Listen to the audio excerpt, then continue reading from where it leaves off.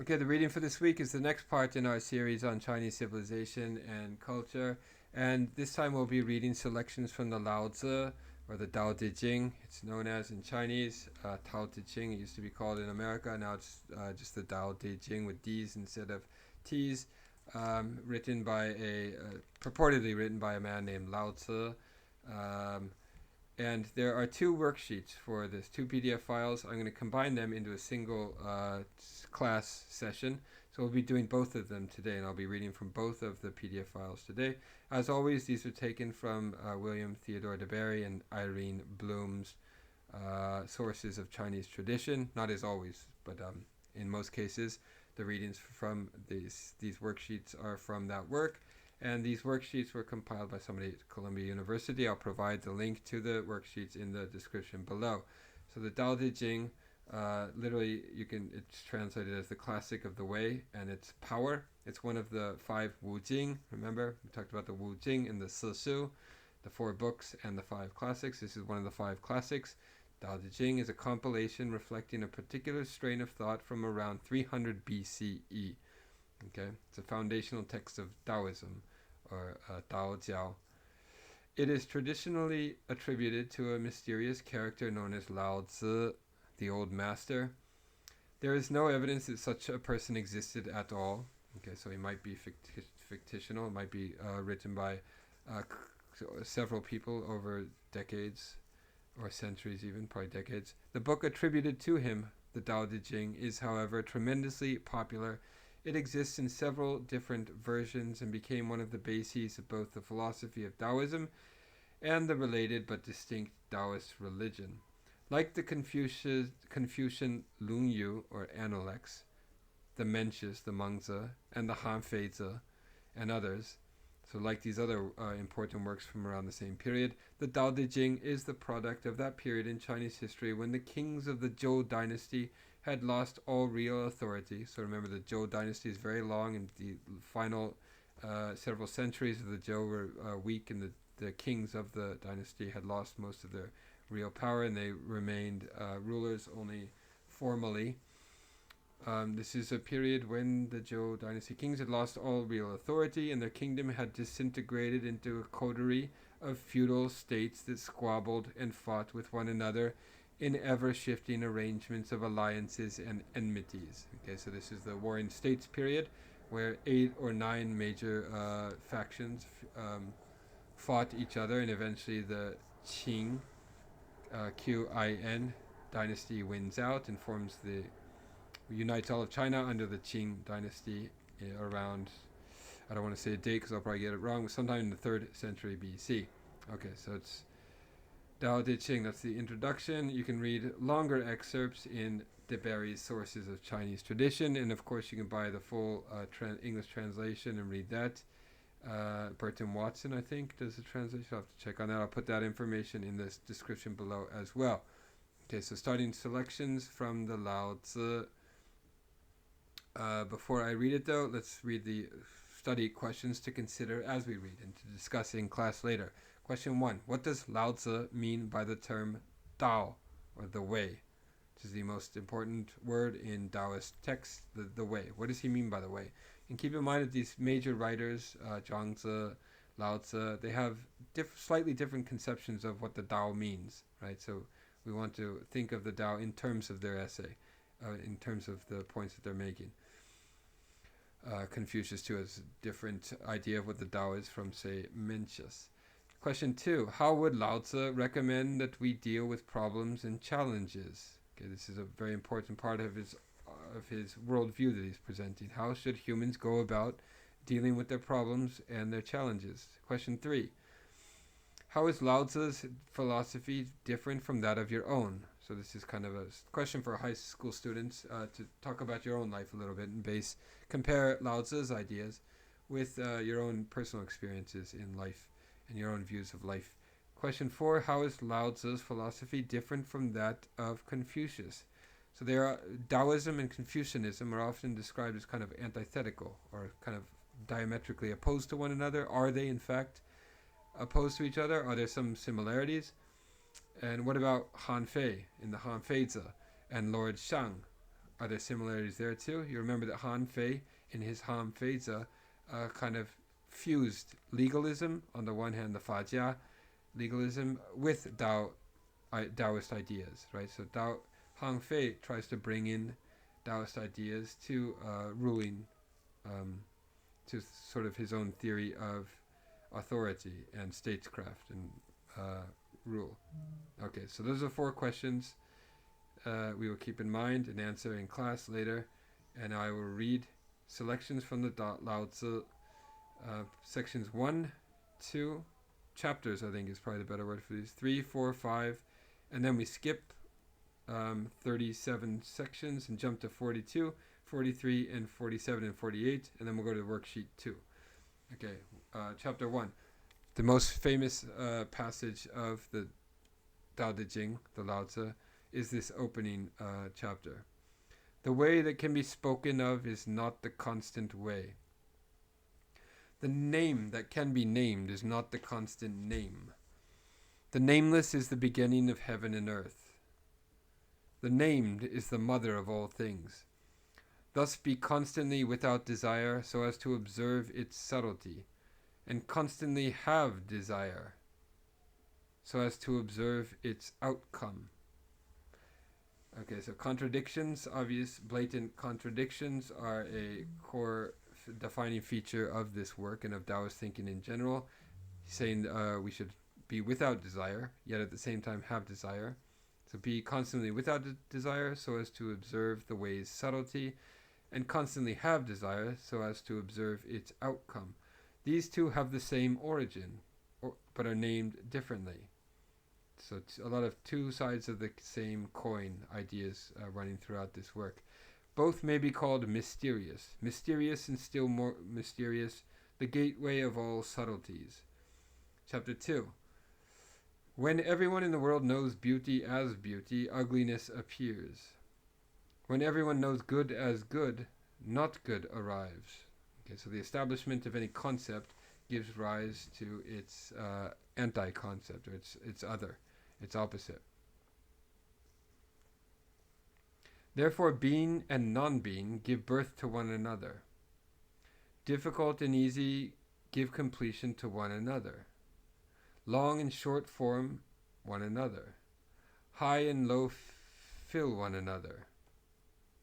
Again, there's a note here about reading English a bit. We don't need to worry about that. High and low fill one another. So they're complementary. The two sides that form a single unity. Sound and voice harmonize with one another. Ahead and behind follow one another. Therefore, the sage accomplishes the things by doing nothing. Wu Wei. Underline Wu Wei. Very important idea in Taoist thought. The idea of doing something by doing nothing. So sometimes called Wu Wei as well. Doing not by not doing. Okay. The sage, the Shang Ren, is the sage. Remember, who's ranked higher than the Junzi in Confucian thought. The sage accomplishes things by doing no thing, right? So he he does things by doing no thing, nothing. Furthering a teaching that is without words. All things arise, and he does not leave them, the sage. The sage gives them life, but without possessing them. The sage acts, but without relying on his own ability. He succeeds, but without dwelling on his success. And because he does not dwell on it, it does not leave him. Chapter 3. Do not exalt the worthy, and the people will not compete. Okay, so exalting the worthy is a very important aspect of Confucianism, right? Looking back to former models and to Junzi and mimicking their behavior, he's saying don't do that. Do not exalt the worthy, and the people will not compete. Do not value goods that are hard to come by, and the people will not steal.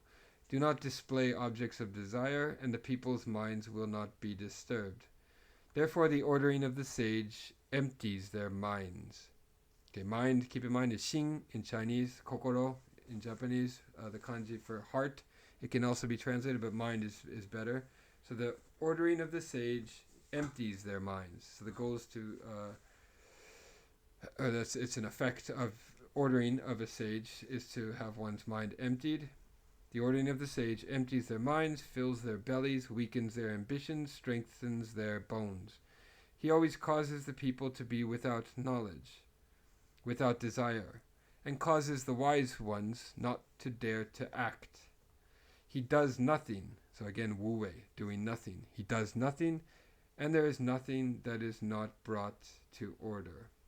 Okay, so by doing nothing, he lets things take their own course, and an ordering of the realm, of the universe, of oneself, of society in general, comes into being from that doing nothing. Chapter 4. The way is empty. It may be used without ever being exhausted. Fathomless, it seems to be the ancestor of all things. The Tao is the ancestor of all things. On a side note here, I was reading a Chinese translation of the New Testament the other day, and I was wondering what the opening of John is in Chinese, and famously in English, or it is, in the beginning was the Logos, right? And I was wondering how Logos, or the word, was translated, and it was translated as Tao. Okay, so when you hear Tao, in the Taoist context at least, if not in other contexts, associated with the idea of the Logos in the Western tradition, in Judeo-Christianity and so forth. Alright, fathomless, it seems to be the ancestor of all things, blunting the sharpness, untying the tangles, subduing the light, merging with the dust. Profound, it appears to exist forever. Whose child it is, I do not know. It seems to have existed before the Lord. Okay, so the Logos was there from the beginning, as it says in the New Testament, and we see something similar here. The Tao existed before the Lord. Okay, and we'll look and see what the original Chinese is for Lord there, and what it's referring to. There's a footnote about that. We'll go over that in class. Chapter 5. Heaven and earth, so Tian Di, heaven and earth, Tianji, can be translated as nature too. Heaven and earth are not humane. Remember, humane in Chinese is ren, so humaneness, benevolence, being human. Heaven and earth, nature is not humane. Regarding all things as straw dogs. So straw dogs were used for sacrifices in ancient China. After they had been used, they were thrown away, and there was no sentimental attachment to these straw dogs, as it says in the footnote there. Heaven and earth are not humane, regarding all things as straw dogs. The sage is not humane, regarding the people as straw dogs. Between heaven and earth, how like a bellows, vacuous but inexhaustible, moving and producing evermore. In excess of words ends in impoverishment. It is better to hold to the center. So holding to the center is the idea that we saw in the Zhongyong, right? So I think it might be a reference to that. Okay, chapter 42. So we're skipping a big chunk of the text, and we're going to 42, 43, and so forth. 42 is the way gives birth to the one. So underline the one. We'll talk about what the one means in the context of this text. The way gives birth to the one. The one gives birth to the two. Two gives birth to three. And three gives birth to all things.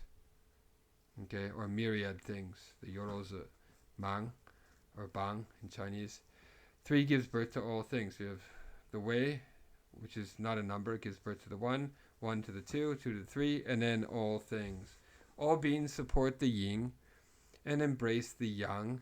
Okay, so we'll talk about what this yin in Japanese, yo in Japanese, what the connotations, the associations of the yin and the yang are. Most Japanese already know that, but we'll review it. And through the blending of qi in Japanese, qi, they create harmony. Qi, of course, is a very key term in Confucian thought, and especially in Taoist thought. And qi, there's a footnote about that, we'll go over it later. Through the blending of qi, they create harmony. What people hate is to be orphaned, lonely, unfortunate, yet kings and lords call themselves by these names. Okay, so remember, whenever you see qi in a Taoist context, it usually has a very, very positive valence, where it might not have that in Confucian text. In Confucian text, xing is usually prioritized or privileged over qi. But in Taoist text, this one included, and the Zhuangzi as well, you see qi as having sort of higher value than the other, than Xin and so forth. Okay. What people... Therefore things may gain by losing and lose by gaining. Okay, this is a very famous sentence. The Japanese often refer to this. You can gain things by losing some things and lose by gaining.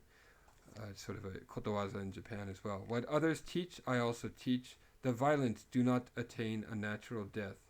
This I take as the father of my teaching.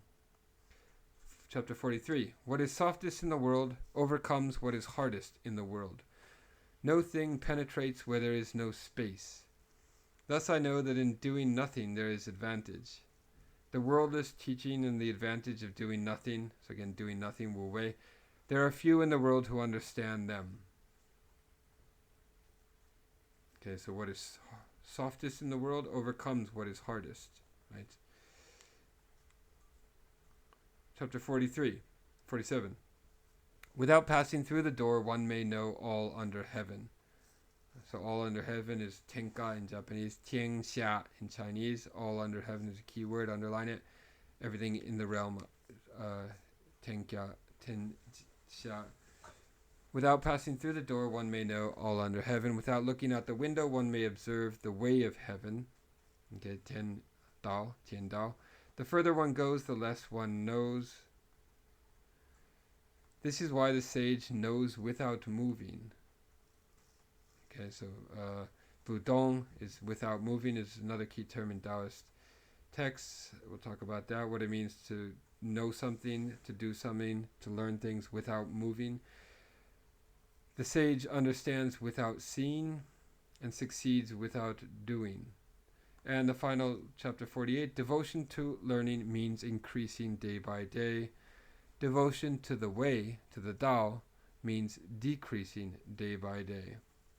Okay, so the way, the Tao, and learning, or shui, are opposed here. So according to the Confucian, learning, or shui, is the ultimate goal of life, right? But according to the way, the Taoist way, decreasing oneself and one's knowledge and so forth is more important, right?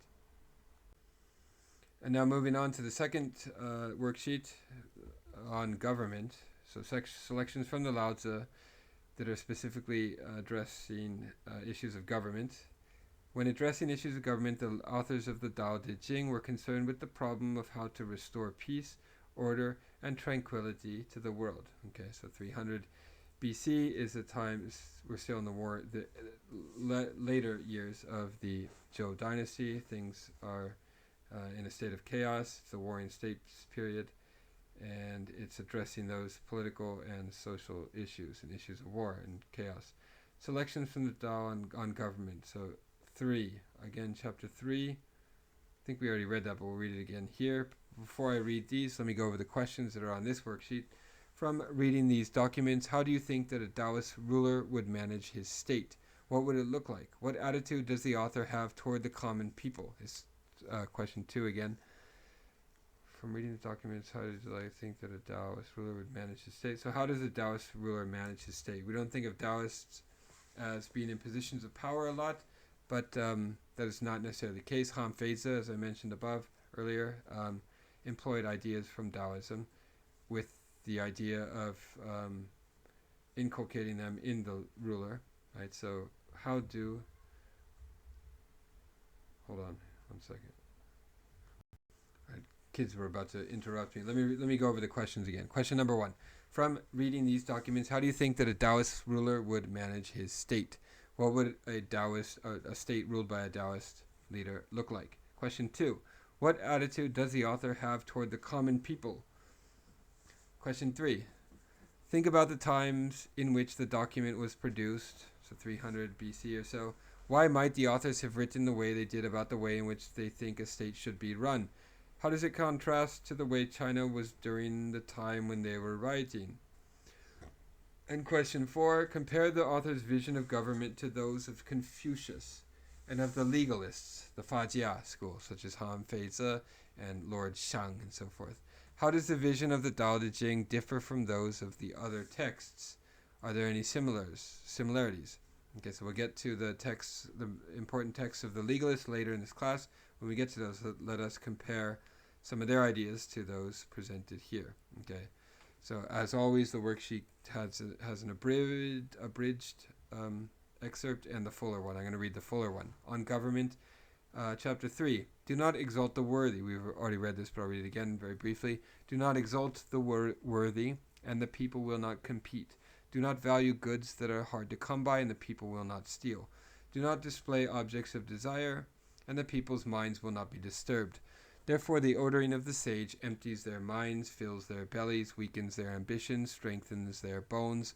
He always causes the people to be without knowledge, without desire, and causes the wise ones not to dare to act.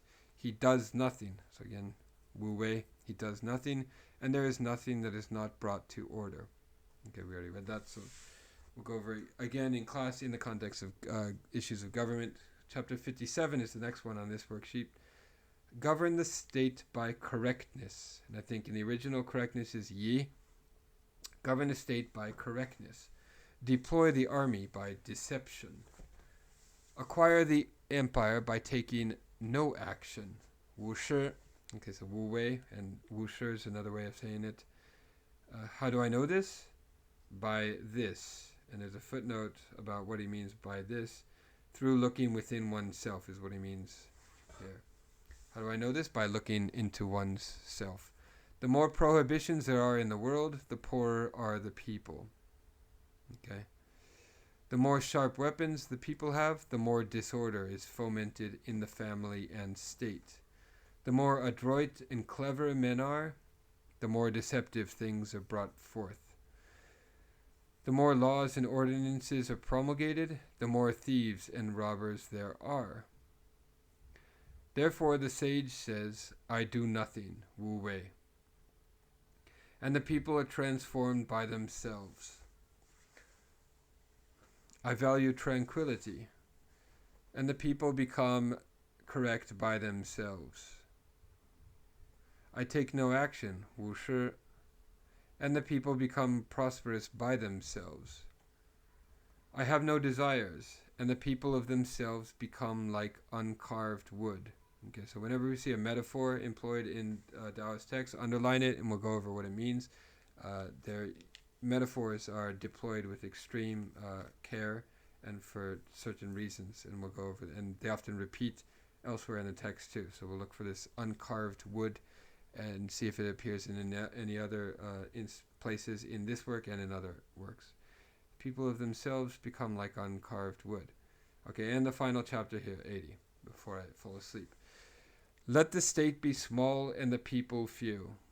Okay, so he's in favor of small government, of not passing too many laws, because the more laws you make, the more thieves there are. Is another passage we saw somewhere, I can't remember where, maybe in the Zhangzi. Let the state be small and the people few. So too many people too will ruin an empire. There may be 10 or even 100 times as many implements, but they should not be used. Let the people, regarding death as a weighty matter, not travel far. Though they have boats and carriages, none shall ride in them. Though they have armor and weapons, none shall display them. Let the people return once more to the use of knotted ropes. Okay, there's a footnote about knotted ropes there. Knotted ropes were used for record keeping before the invention of writing.